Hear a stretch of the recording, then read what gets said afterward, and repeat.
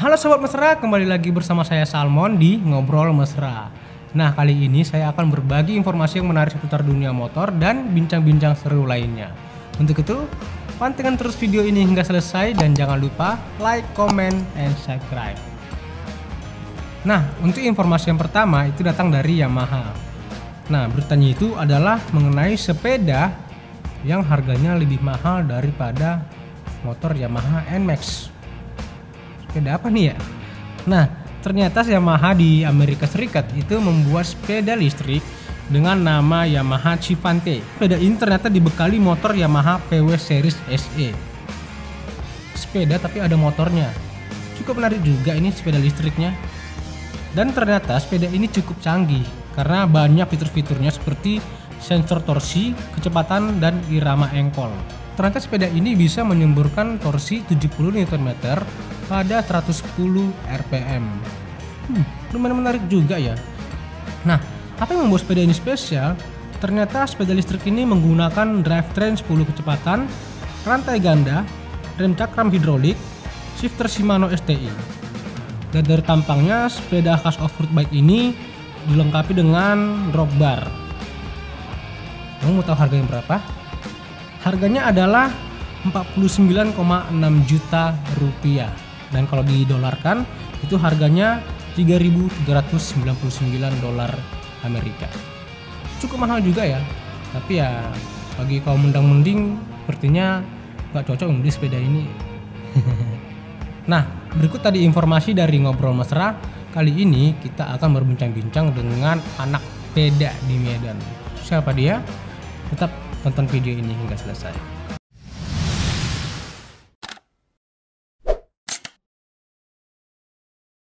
Halo Sobat Mesra, kembali lagi di video ini. Nah, kali ini saya ditemani oleh Bang MP dari Medan BMX. MV namanya, MV. Gimana kabarnya Bang? Sehat, alhamdulillah. Sehat ya. Nah Bang, boleh tanya nih kira-kira Medan BMX ini udah tahun berapa Bang berdiri Bang?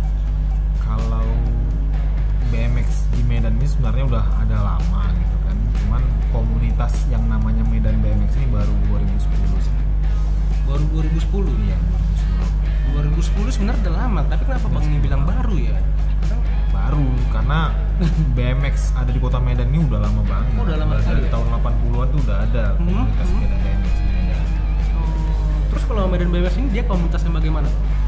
Kita ini komunitas Medan BMX ini lebih ke BMX freestyle-nya gitu. Oh, ke freestyle ya? Iya, lebih ke freestyle-nya gitu. Biar lebih nyatuin anak-anak BMX yang ada di Medan aja kan. Makanya kita buat namanya Medan BMX. Biar lebih nyatu, biar lebih rame gitu. Kan kalau misalnya komunitas apa namanya BMX itu ya, BMX itu kan bukan cuma sebatas freestyle aja kan, ada yang lain kan? Iya, ada cross, macam-macam. Terus kenapa memilih freestyle? Karena keren aja gitu. Keren aja. Keren aja ya.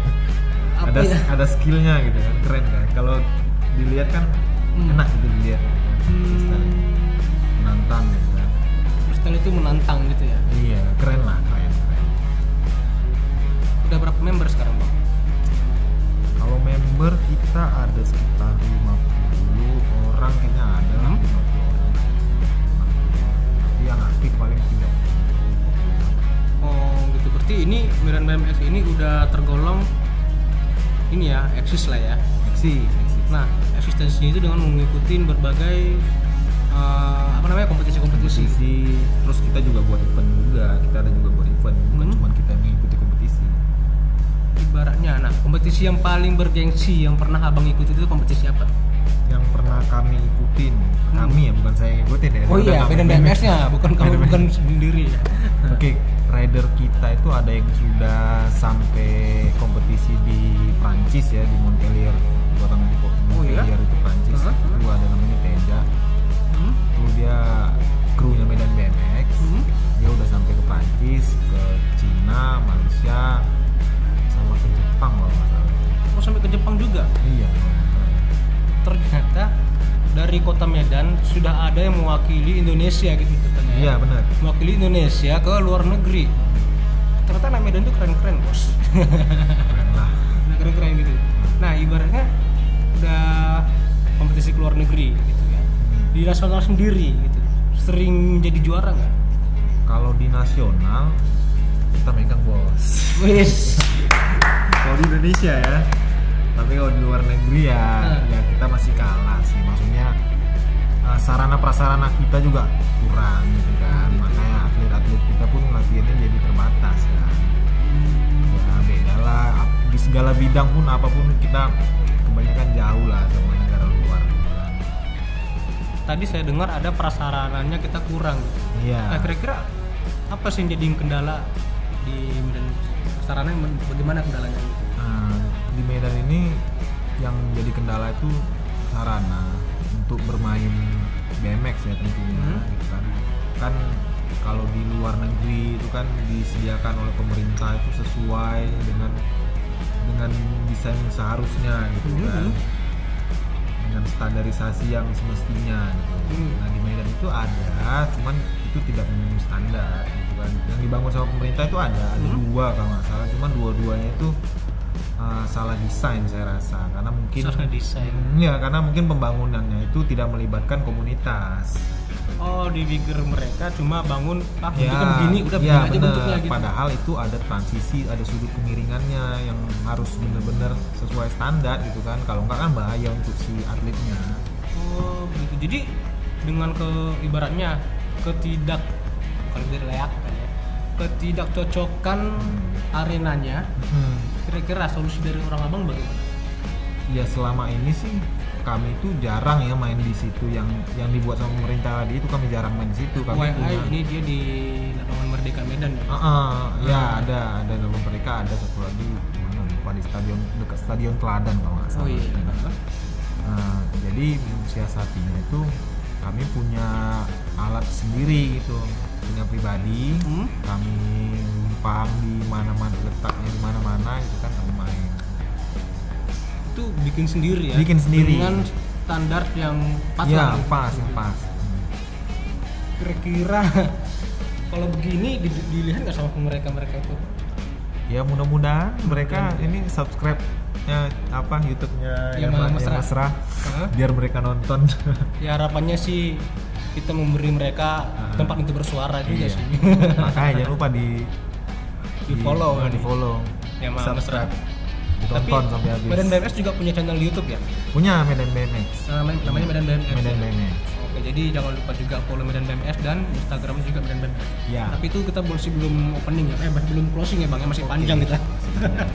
Oke, di berikutnya dari tempat yang sudah bisa dibilang kurang layak. Kira-kira berarti dari teman-teman Medan BMX sendiri ini biaya sendiri juga nih ngebangunnya, Ngebangun komunitas, membangun arenanya. Kemarin iya, kebetulan kemarin ada sponsor lah yang mau mendanai pembuatan obstacle lah. Itu bisa dibilang obstacle itu ada sponsor kemarin yang bantu. Berarti di luar, cuman kami yang buat gitu. Oh begitu, berarti di luar pemerintahan ada juga swasta yang ikut membantu gitu Bang? Iya, kemarin produk sepeda lah, nggak tadi sebut namanya apa. Produk sepeda kasih dana sekian untuk buat alat, kita jadikan masih dipakai sampai sekarang. Itu sudah 11 tahun. Jadi harapannya kita bisa dapat perhatian lebih lagi ya dari harusnya pemerintah ya. Karena kan kita berprestasi. Wih, siap. Berprestasi. Mereka ini bukan komunitas kaleng-kaleng loh gitu. Karena udah mewakili Indonesia ke luar negeri gitu ya.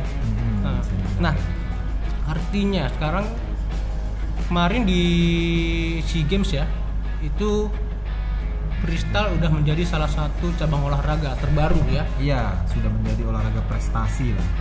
Selama ini freestyle kan dianggap sebagai gaya-gayaan atau gaya hidup lah kita bilang. Itu misi dari Medan BMX bagaimana? Oh iya, apalagi Sumatera Utara itu di PON 2024 kan menjadi tuan rumah gitu kan. Jadi kita nggak mau kehilangan momen lah gitu kan. Kan rider-rider Sumatera Utara ini kan cadas-cadas lah jadi kita juga pegang gitu kan. Makanya ya PON nanti lah harapan kita gitu kan. Sesudah PON ini nanti mungkin ada Asian Games lagi kan. Dan Olimpiade juga kita masih kekurangan poin kebetulan untuk ikut gitu kan. kan Olimpiade juga sudah dipertandingkan gitu. Udah persiapkan juga ya? Sudah. Karena diundur kan di Tokyo itu. Berarti ya selama ini kita menganggap freestyle itu sebagai gaya hidup. Iya. Ini sudah menjadi olahraga prestasi ya, baru. Jadi ya artinya kalau udah masuk ke medan BMX bisa dibilang salah satu atlet juga ya bang. Bisa kita jadikan atlet, bisa. Tergantung si ridernya itu tadi disiplin nggak. Oh begitu. Iya.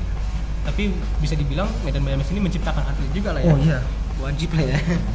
Oke. Nah, kita bisa ngelihat sini kalau medan BMX ini bukan suatu komunitas yang bisa dibilang musiman ya. Terbukti dari mereka 2010 sudah berdiri dan mereka sudah mencetak beberapa prestasi dan mewakili Indonesia di luar negeri. Nah, aku mau nanya nih bang, semenjak masa pandemi corona ini, kita sering lihat ya itu banyak sekali pesepeda dadakan yang muncul. Tiba-tiba beli sepeda, tiba-tiba sepeda harganya mahal gitu. Itu tanggapan abang bagaimana bang?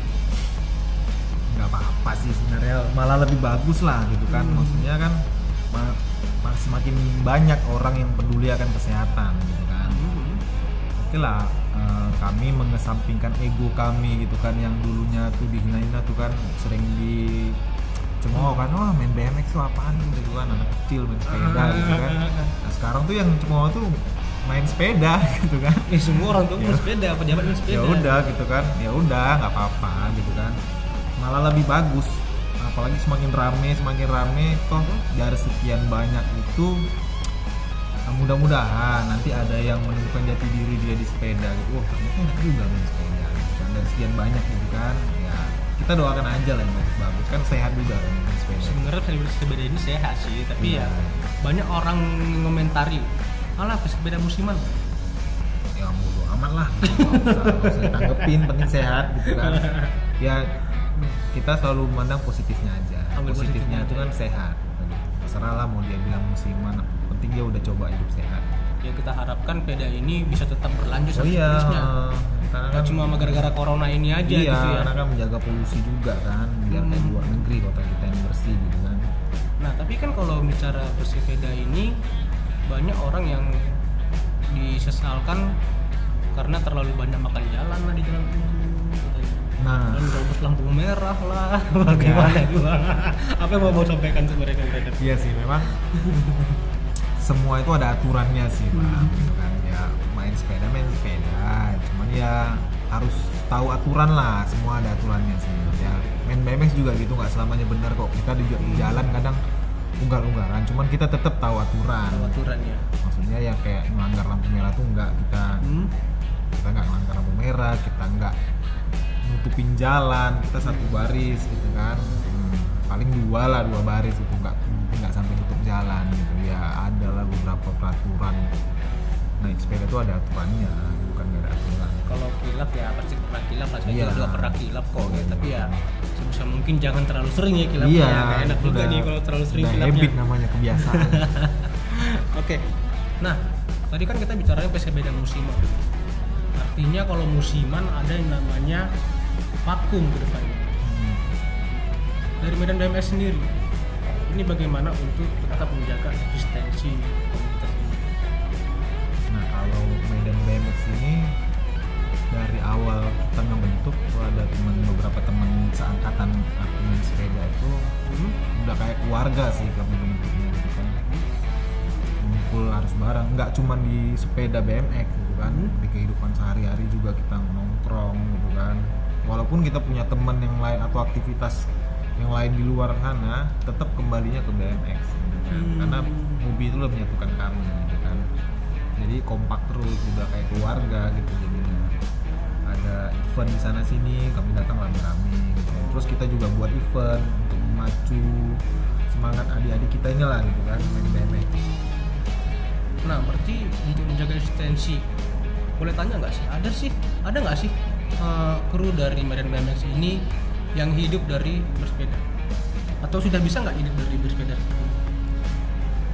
Kalau sejauh ini, kalau untuk pure untuk hidup itu berat ya. Kalau di Medan itu bisa. Kalau di Jawa mungkin bisa. Tapi kalau di Medan itu kalau 100% hidup dari sepeda itu berat, Masih berat ya. masih berat.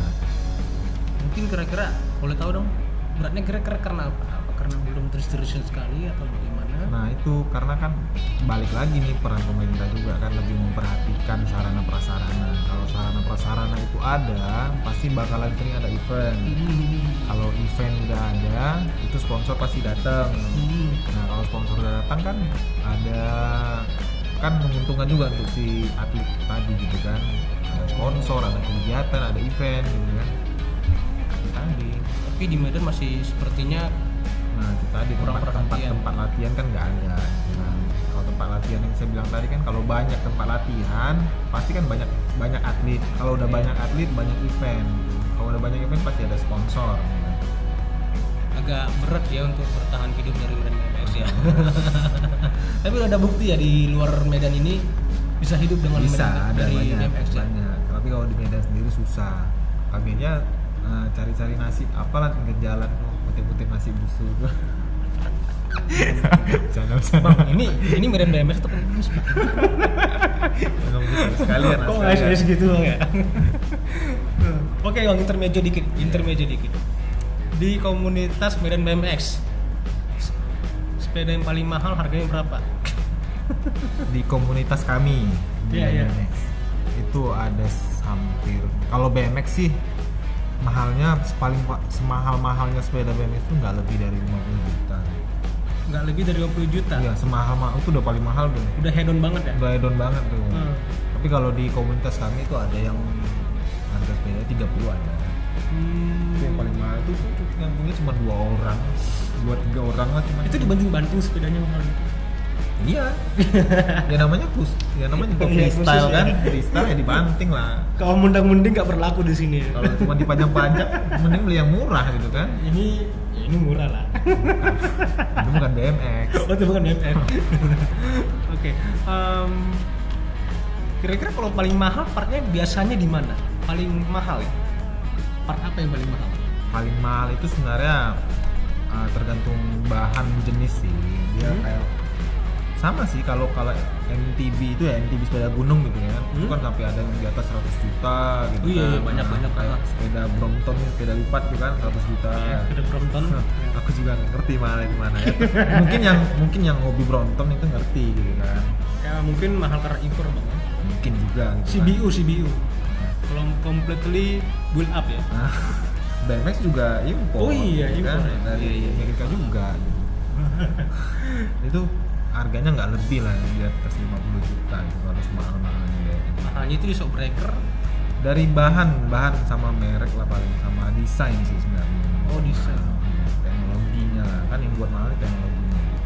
Seperti bahannya terbuat dari titanium gitu kan, teknologinya itu sih buat mahal, lebih ringan, lebih kuat ya. Jadi head on itu nggak cuma sepeda fiksi, nggak cuma sepeda lipat, BMX juga ada yang head on juga ya Bang.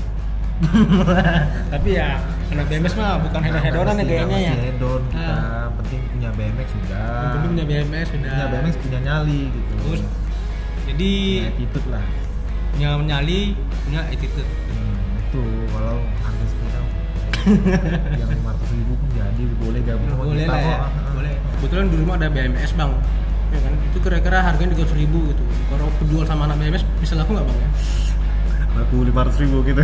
Ya lakunya 500.000 gitu Bang. Ya. Bang corona Bang. Agak susah cari makan Bang. Kalau makan aja datang lah ke rumah bang. bisa. Nasi yang kami kais tadi. Nanti apa aja ya? Serok aja. Iya. Biar aku datang. Kira-kira Bang, apa kedepannya yang akan dilakukan sama Medan BMX? Kedepannya sebenarnya udah ada gambaran beberapa event. Terus buat event gitu kan, kayak kejuaraan daerah, kejuaraan nasional di Jakarta itu kita udah prepare sebenarnya. Cuman karena diundur juga dari sananya gitu ya. Ya kami juga nggak bisa buat apa-apa gitu. Paling cuma latihan lah. Menerima Biar keadaan lah ya. latihan, ngumpul-ngumpul biar nggak vakum aja gitu, biar silaturahmi pun tetap terjaga. Kira-kira berapa event selama tahun ini yang di Event besar itu ada 4 kalau nggak salah, ada 4 Besar 4 ya, event besar.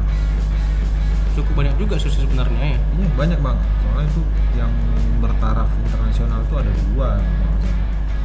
Oke kalau begitu ya, semoga pandemi corona ini cepat selesai. Amin, amin. Biar Medan BMS tetap eksis ya. Siap. Tetap ini apa namanya, Berprestasi.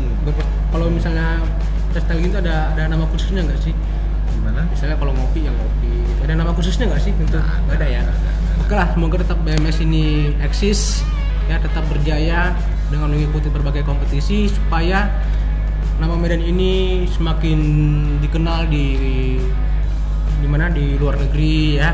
Karena banyak anak-anak Medan sendiri yang sudah berhasil mewakili Indonesia di luar negeri.